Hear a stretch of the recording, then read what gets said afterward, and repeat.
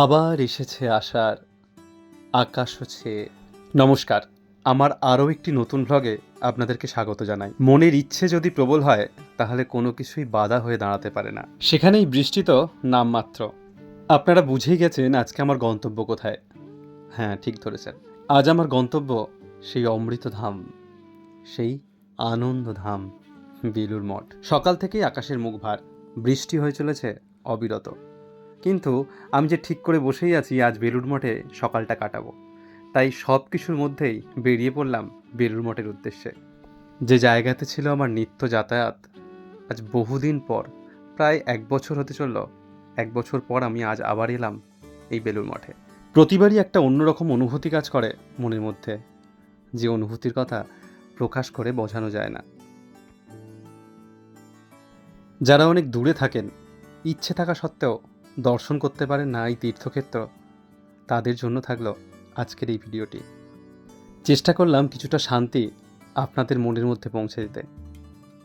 শেষ পর্যন্ত দেখুন, আশা করি ভালো লাগবে। প্রকৃতিও আজ সত্যিই একটু অন্য রকমভাবে সেজে উঠেছে। মেঘলা আকাশ, কৃষ্ণচূড়া ফুল, গঙ্গা নদী আর এই বেলুড় মঠের পাখির শব্দ, সব মিলিয়ে একটা অদ্ভুত রকম পরিবেশ তৈরি করেছে এই বেলুড় মঠের চারপাশে।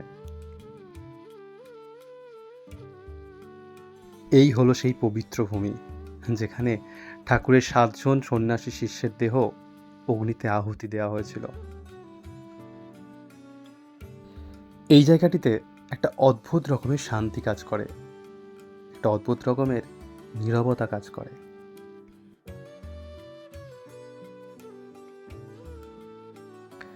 ওই যে দূরে দেখা যায় মায়ের মন্দির, সব থেকে প্রিয় জায়গা, সব থেকে শান্তির জায়গা, যা একটা তীর্থক্ষেত্রে পরিণত করেছে এই বেলুড় মঠকে।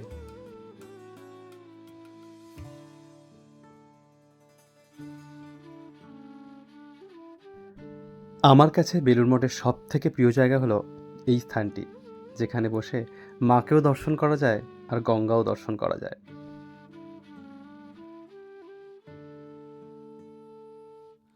ঠাকুর মায়ের কৃপায় সবাই খুব ভালো থাকুন, সুস্থ থাকুন, আনন্দে থাকুন। দেখা হচ্ছে পরবর্তী পর্বে আবার অন্য কোনো ভিডিও নিয়ে। ততক্ষণ পর্যন্ত খুব ভালো থাকুন, পাশে থাকুন। ধন্যবাদ।